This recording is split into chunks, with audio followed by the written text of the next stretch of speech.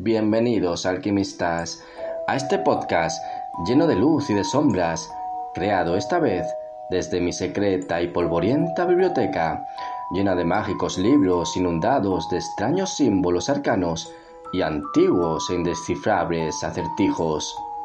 Bienvenidos al conocimiento, la sabiduría, la búsqueda de la perfección gnóstica y esotérica, en una época donde los grandes maestros de la ciencia hermética fueron perseguidos por doquier, simplemente por el hecho de conocer los misterios más insondables del universo.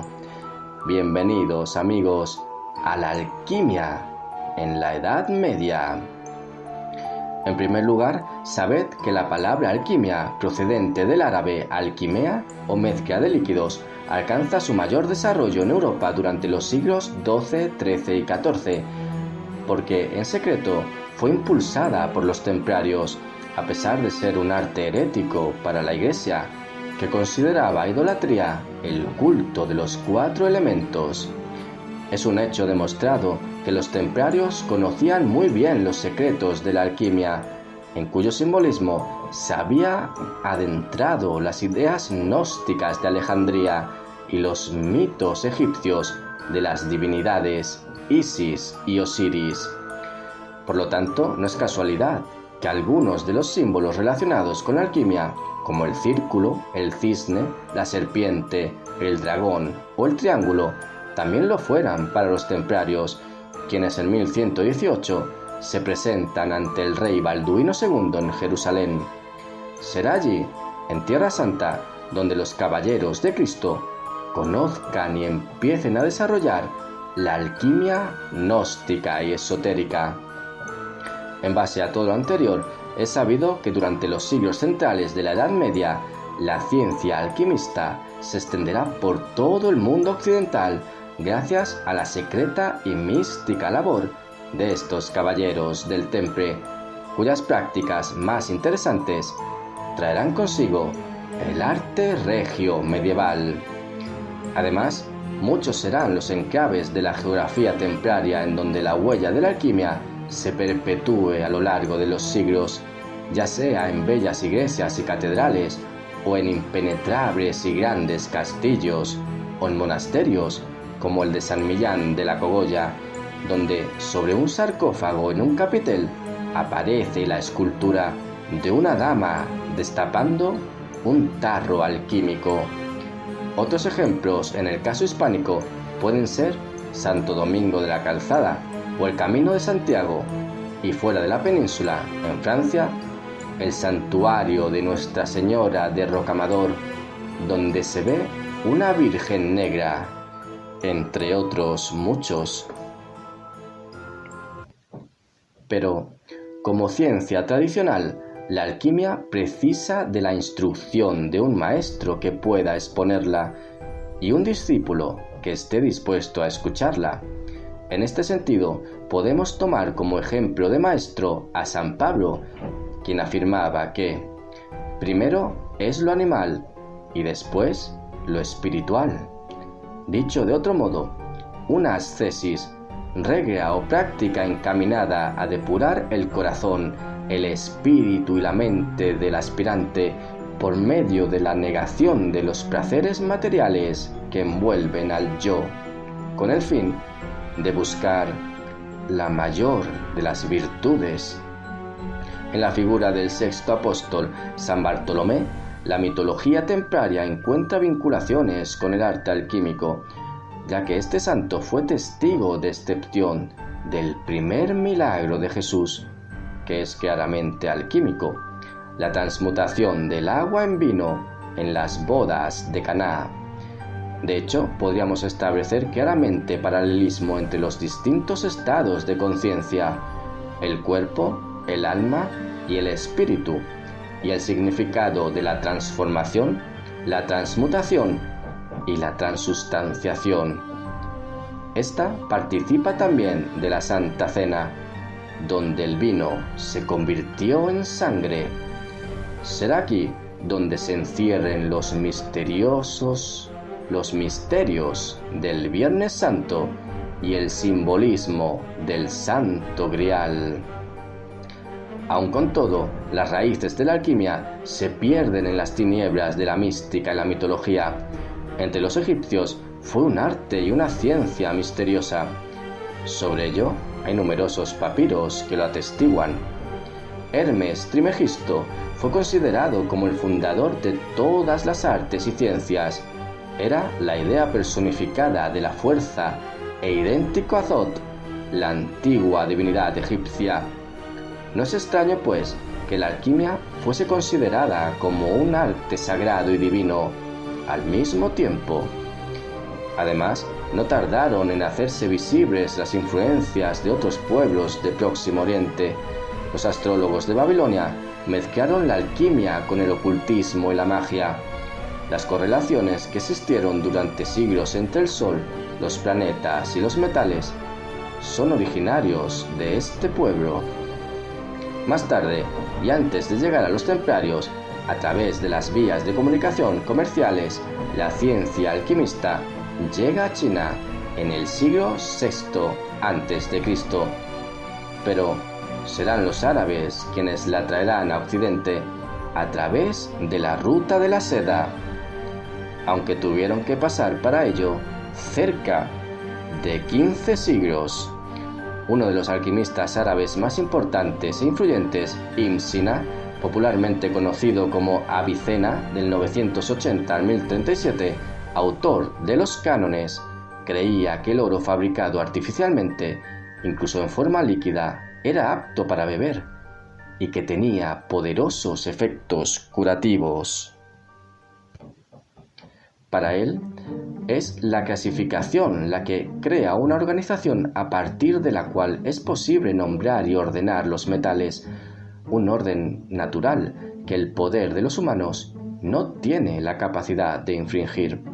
Sin embargo, es partidario de que ese poder solo está en manos del tiempo, dado que ese orden es de carácter temporal, puesto que los metales se forman y maduran paulatinamente en la profundidad de la tierra. De esta manera, la ocupación de los alquimistas exotéricos en sus laboratorios tiene necesariamente que estar precedida por la paciente espera, con el fin de que el tiempo transcurrido obre el efecto esperado. Una paciencia que les exige horas y horas diarias ocupados en las operaciones para obtener lo buscado. No se puede dejar de lado a Jabir, quien parece ser inició una práctica más experimental que filosófica de la alquimia, por lo que fue el primero en introducirla en la cultura musulmana, despojándola del misticismo que tenía. Se afirma que dentro de la versión aristotélica de los 4 elementos desarrolló explicaciones que hoy se consideran próximas al modelo del flogisto, desarrollado siglos más tarde por Johann Becker para explicar el proceso químico de la combustión. Debemos entender que durante la Edad Media esta ciencia hermética fue una curiosa mezcla de conocimientos químicos empíricos, mágico-astrológicos y teológicos, pero por encima de todo ello, el ennoblecimiento de los metales. La alquimia simboliza la evolución misma del ser humano desde un estado donde predomina la materia a otro espiritual. Transformar en oro los metales equivale a convertir al hombre en puro espíritu. Como bien sabéis, alquimistas, algunos metales pueden ser mezclados con otros para formar aleaciones, como por ejemplo el bronce. Los metales puros no son más que mezclas de diversos componentes. Así, para fabricar oro, solamente es necesario descubrir la mixtura correcta. Se experimentó en este sentido, pero no se consiguió oro, sino metal vulgar de color dorado.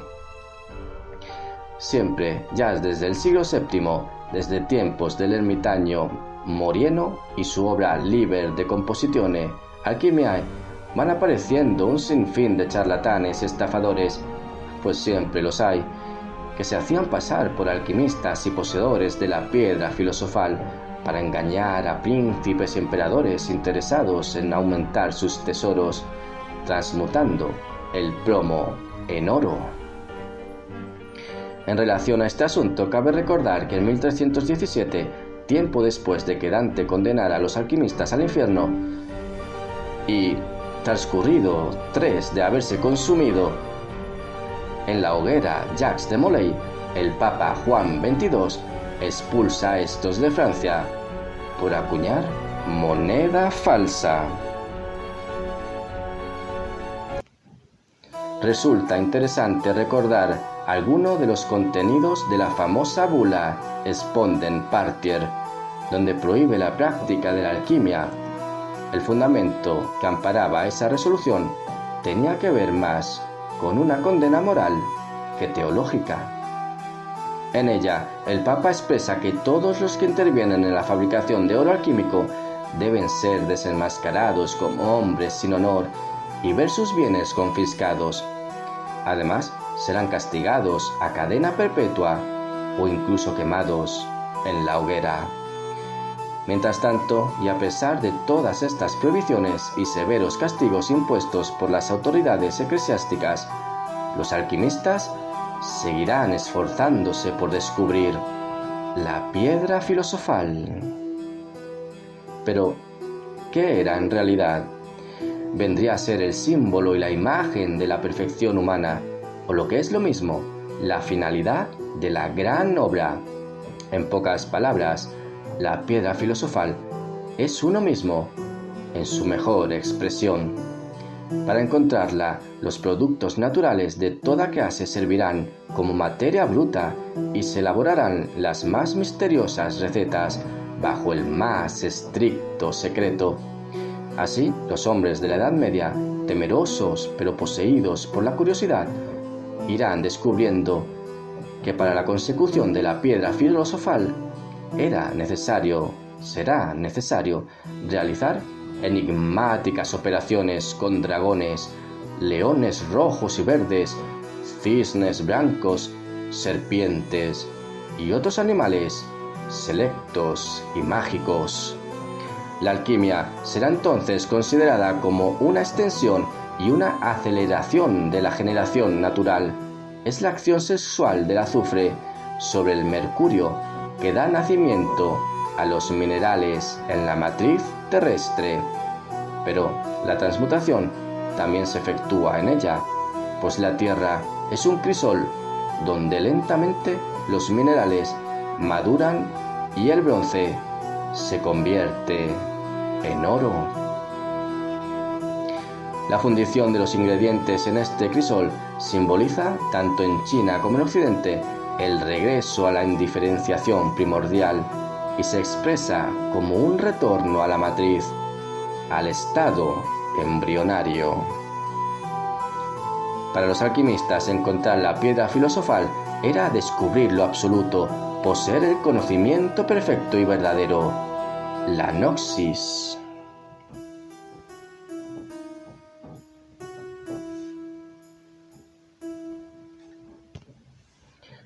Por encima de todo, se trataba de alcanzar una vida mística donde extirpar las raíces del pecado. Sólo así el hombre se volverá generoso, dulce, piadoso y temeroso de Dios. La enigmática fuerza de la piedra filosofal no conocerá límites, será considerada medicina milagrosa que conserva la salud y prolonga la existencia por 400 años o más. ¿Acaso la longevidad se debe a la circunstancia de encontrarnos en posesión de esta joya? No será casualidad, por lo tanto, que los grandes alquimistas de la Edad Media como Miguel Escoto, San Alberto Magno, Alfonso V de Castilla y León, Tomás de Aquino o Roger Bacon coincidan en el tiempo y en el espacio con los templarios, pues con esta, la más esotérica de las órdenes del medievo, compartirán e intercambiarán los conocimientos y sabidurías más profundos.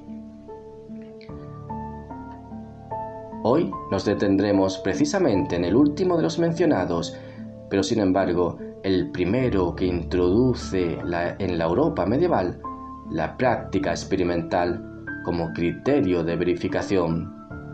Su nombre, Roger Bacon. Roger Bacon, de 1214 a 1294, fue un franciscano de Oxford que estudió la óptica y los lenguajes, además de la alquimia. Sus ideales de conquistar el mundo le convencieron de que la experimentación era más importante que el razonamiento. En base a esto, afirmaba que, de las tres formas en las que los hombres piensan que adquieren conocimiento de las cosas, autoridad, razonamiento y experiencia, solo la última es efectiva y lleva a la paz y al intelecto. La experiencia, a su vez, puede ser externa, que proviene de los sentidos, o interna, que deriva de la iluminación divina y puede llegar hasta el éxtasis místico. Si bien la doctrina de Bacon no muestra especial originalidad con respecto a la escolástica de su tiempo, hay que reconocerle su nuevo modo de mirar la realidad desde una perspectiva empírica, la cual refleja en su libro Speculum Alchemiae. Creo que su noción de experiencia está muy lejos de lo que ahora entendemos como tal. Para él, experimentar es intentar conocer las fuerzas misteriosas que unen al mundo, conocer la magia sometida a la realidad. Siempre buscará la transformación del mundo a nuestro alrededor, pero teniendo presente la finalidad última, que es perfeccionarlo para Dios. A este gran alquimista también se le ha atribuido el inicio de la búsqueda de la piedra filosofal y del elixir de la vida, esa medicina que eliminará todas las impurezas y corrupciones de los metales menores y posibilitará la inmortalidad del cuerpo y el espíritu en el mundo de Dios. Se convirtió en una especie de druida de lo esotérico, cuyos galimatías y símbolos ocultos destacaban en todas sus conversaciones y obras, confundiendo a cualquier mortal no iniciado.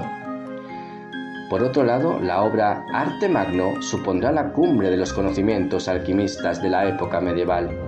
Su autor, Ramon Llull, que debe los secretos de la piedra filosofal a su maestro, Arnau de Vilanova, los revelará en su interesantísimo Testamentum Novissimum, el cual os recomiendo desde ya. ¿Y cuál es la esencia misma de este arte esotérico? Debemos saber que 7 son los principios herméticos de la alquimia. El primero, espiritualidad. El todo es espíritu, el universo es espiritual.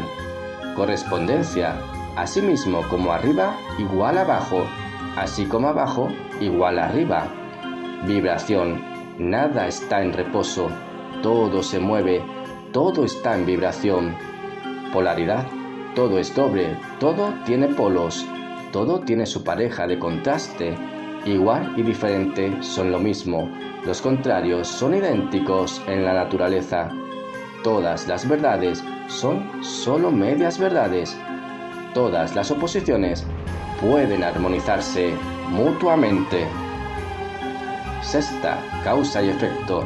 Cada causa tiene su efecto, cada efecto tiene su causa. Todo sucede regularmente. Casualidad es solo el nombre de una ley desconocida, pues existen muchos niveles de casualidad, pero nada se enfrenta a la ley. Y séptimo, el principio de género. El género está en todo, todo tiene principio masculino y femenino. Así, el género se manifiesta siempre y a todos los niveles. En cuanto a las fases del proceso alquímico, señalaba 4 colores tomados por la materia. El negro, que simboliza la culpa, el origen de las cosas y las fuerzas latentes, representa la destrucción, la extinción de los deseos y la reducción del estado primario de la materia. El blanco, que representa el magisterio menor, la primera transformación y la total purificación de la materia. el rojo, que se corresponde con la unión de los opuestos o bien con la consistencia pacífica de los contrarios, y el oro, que simboliza la pureza, la plenitud del ser y la última etapa. Es el color del sol o la luz que ilumina nuestro espíritu. Si atendemos al proceso alquímico, existen diferentes operaciones. La primera era la calcinación, que corresponde al color negro y equivale a la muerte del profano, es decir, al interés por la manifestación y por la vida. La segunda, la putrefacción, consecuencia de la anterior, es la separación de los restos destruidos. La solución, que corresponde al color blanco, expresará la purificación de la materia. La destilación, lluvia de la materia purificada llevada a cabo en embalsamientos de muertos y rituales espirituales. La conjunción, que refleja la coincidencia oppositorum o la unidad de dos opuestos relacionada con la no dualidad. La sublimación, que representa el sufrimiento derivado de la escisión mística del mundo, representado en el rapto de un ser sin alas por otro alado o por el mito de Prometeo. Y por último, la coagulación, unión inseparable del principio fijo y del volátil, masculino, femenino, invariable y variable. Lamentablemente, queridos alquimistas, es momento de dejarlo aquí, pero a modo de conclusión os revelaré que los axiomas primordiales de la alquimia pueden resumirse en que todas las operaciones se ordenan en función de la oposición fundamental, macho-hembra. La gran obra es la unión del elemento macho, el azufre, y del elemento hembra, el mercurio. Ahora, no dudes en compartir este podcast y todos los anteriores a través de Spreaker Podcast. Descarga la aplicación en Play Store, Spreaker.com y Spotify. Hazlo también en mi canal de YouTube, La Noche del Alquimista 7, siempre con números romanos. No olvides suscribirte y pásate por mi cuenta de Instagram, Angel84Gold. Deja comentarios y sugerencias para hacerte llegar los temas de tu interés. Que tu espíritu encuentre la perfección en cada instante y convierta en oro cada una de tus acciones. Muchas gracias, alquimistas. Hasta la próxima búsqueda.